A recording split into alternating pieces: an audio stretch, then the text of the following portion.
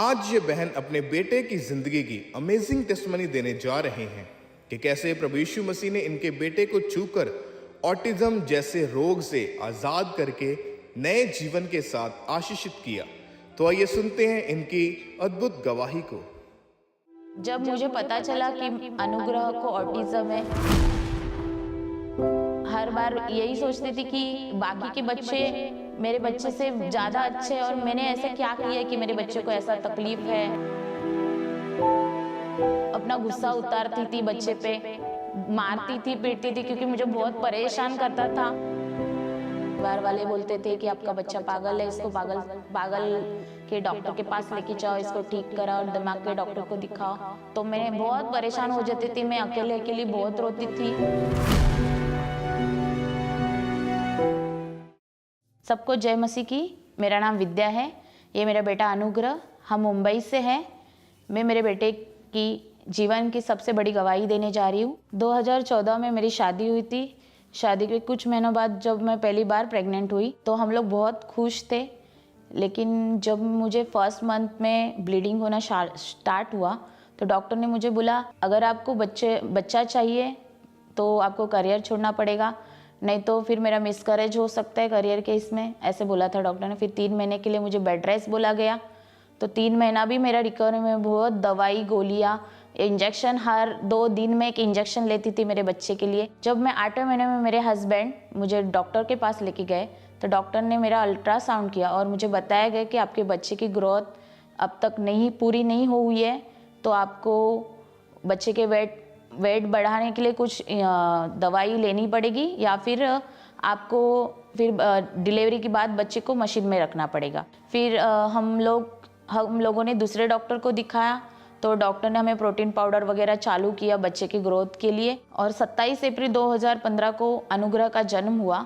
तभी डॉक्टर ने तो बोला कि आपका बेबी नॉर्मल है, क्योंकि वो रोया था, उसका वेट भी बराबर था। और बाद में जब 1 साल का 1.5 साल का हुआ तो हमने चेक किया कि ये प्रॉपर बोल नहीं पाता था, ना मम्मा बोलता था ना पापा बोलता था। तो हमने बहुत ट्राई किया कि ये बोल पाए, लेकिन दूसरे बच्चों के जैसा ये बोल नहीं पाता था। तो मैं और मेरे हस्बैंड बहुत टेंशन में आ गई, क्योंकि हमारे जो साथ इसके साथ जो बच्चे पैदा हुए या फिर बढ़ रहे थे वो बच्चे इससे ज़्यादा अच्छे से बात कर सकते थे और मेरा बेटा बात नहीं करता था। तो मेरे को ऐसा लगता है, टेंशन आता था कि आगे जाके अभी इसको 1 साल के अंदर हमको स्कूल डालना है, इसको बोल नहीं पाता है तो इसका एडमिशन होगा या नहीं होगा। जब ये 2 साल का हुआ, 3 साल का हुआ, फिर बाद में 4 साल का होने के बावजूद वो बोल नहीं पाता था। तो 6 साल का होने के बाद स्कूल में डाला तो टीचर ने बोला कि आपका बेटा कॉन्सेंट्रेट नहीं करता है, एक जगह पे नहीं बैठता है, सब बच्चों को परेशान करता है, और आप एक काम करो, आपके बच्चे को स्पेशल स्कूल में डालो। नहीं, हमारे यहाँ पे उसको जगह नहीं है, हमारे स्कूल में, नॉर्मल स्कूल में वो आपका बेटा नहीं पढ़ सकता है। मुझे बहुत दुख हुआ जब टीचर ने मुझे सबके सामने गेट पे बोला, तो मुझे बहुत रोना आया। धीरे धीरे जैसे इसकी उम्र बढ़ती जा रही थी, 6 साल बाद 6-7वें साल में, तो ये एक ही चीज़ बार बार रिपीट देखता था और वैसे ही रिएक्ट करता, जैसे ट्रेन का आवाज़ आता है वैसे ही खुद को वो ट्रेन के जैसे घुमा के करता था, घर में पूरा घर में ऐसे घूमता रहता था। फिर 2021 में हम इसको चाइल्ड स्पेशलिस्ट के पास लेके गए तो उन्होंने उसके साथ 1 घंटा से ज़्यादा उसके साथ काउंसलिंग पे उनको पता चला कि ये बच्चे को ऑटिज्म है और हाइपर एक्टिव ऐसे बताया उन्होंने। तो इसको आपको 3-4 महीना तो रेगुलर आपको इसको ऑक्यूपेशनल थेरेपी देना पड़ेगा। जब मुझे पता चला कि अनुग्रह को ऑटिज्म है तब मैं नहीं जानती थी ऑटिज्म मतलब क्या है, लेकिन जब डॉक्टर ने खुल के बताया कि बच्चा ऐसा हो सकता है, वैसा हो सकता है, आगे जाके वो जैसे हम नॉर्मल लोगों के जैसा नहीं जीवन जी सकेगा, उसको हर वक्त किसी ना किसी के सहारे की ज़रूरत रहेगी और आप कब तक आपके बच्चों को क्या बुढ़ापे तक संभाल सकेंगे, ऐसे डॉक्टर हमें बोलते थे। तो इसके बाद हमने इसको मुंबई के नायर हॉस्पिटल में भी दिखाया तो वहाँ के डॉक्टरों ने बोला, वहाँ के पीडियाट्रिशियन डॉक्टरों ने बोला कि आपके बेटे को ADHD है, जिसके बारे में अगर आपको इसका ट्रीटमेंट करवाना है तो सिर्फ एक गोली टैबलेट चालू करेंगे जो आपके बच्चे को आपको हर दिन देना है। अगर एक दिन भी स्किप हुआ तो आपके बच्चे का मेंटल अटैक बढ़ सकता है और उसको और ज़्यादा दौरे पड़ सकते हैं। तो हमने वापस से वही सेम ऑक्यूपेशनल थेरेपी स्टार्ट किया, जहाँ पे उसको हमने 3 महीना लगातार उसका ऑक्यूपेशनल थेरेपी होता था।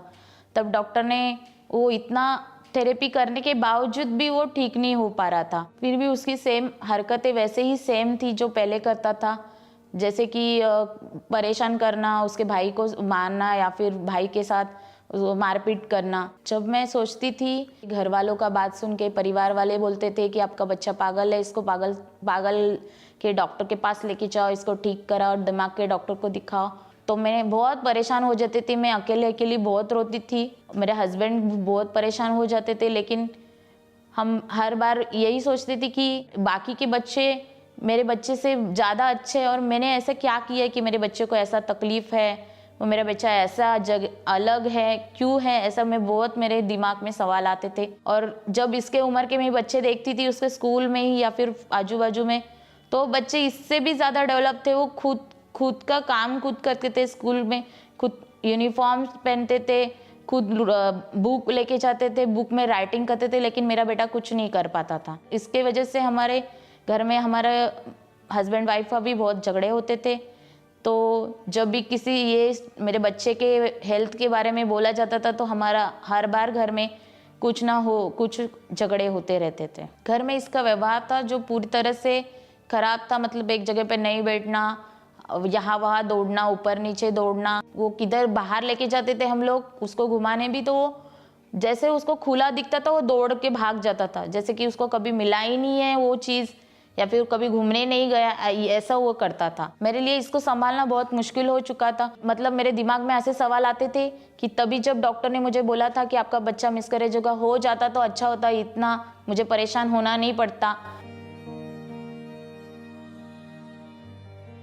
मैं कभी कभी ऐसे ही सोच के बोल के अपना गुस्सा उतारती थी बच्चे पे, मारती थी, पीटती थी, क्योंकि मुझे बहुत परेशान करता था। उसके उम्र में मतलब जो साल बच्चे लोग खाते हैं अपने हाथ से, तो मेरा बेटा 5-6 साल तक खुद के हाथ से खाता नहीं था।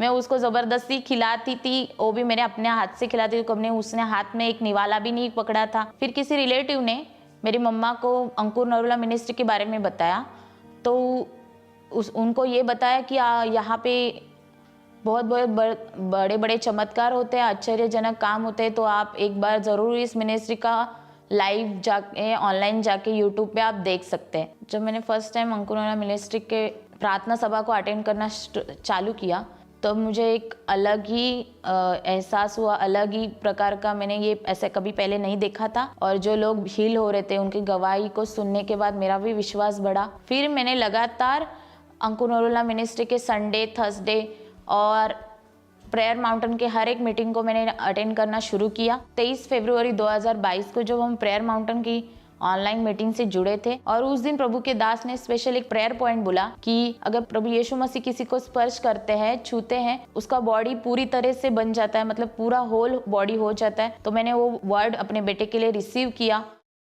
हम बाइबल में पढ़ते हैं कि जब प्रभु यीशु मसीह ने लोगों को छुआ तो बाइबल कहती है उनकी बॉडी होल हो गई, उनकी बॉडी कंप्लीट हो गई, उनकी बॉडी कंप्लीट हो गई, होल हो गई, पूरी हो गई।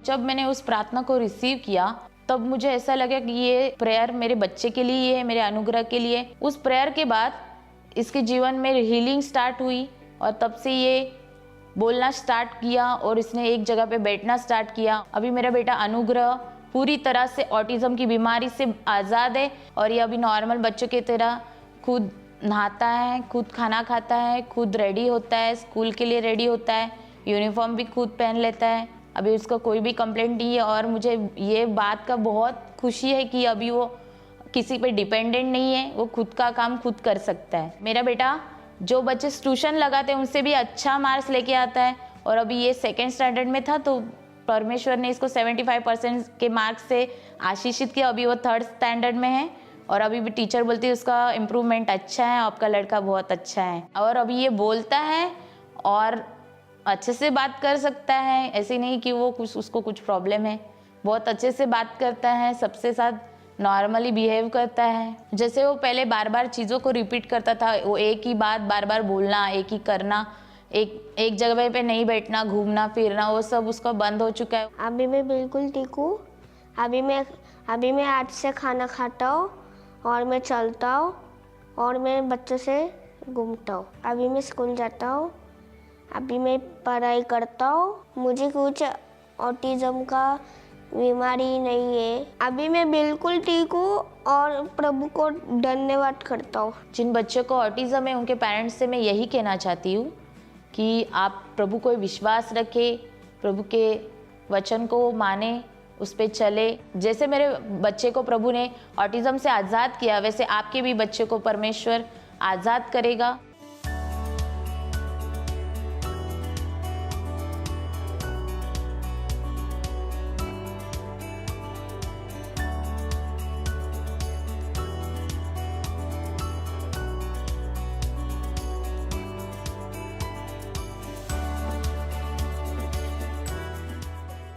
मैं अपने बेटे की इस चंगाई के लिए प्रभु का धन्यवाद करती हूँ और प्रभु के दास और दासी का धन्यवाद करती हूँ। सबको जय मसीह की।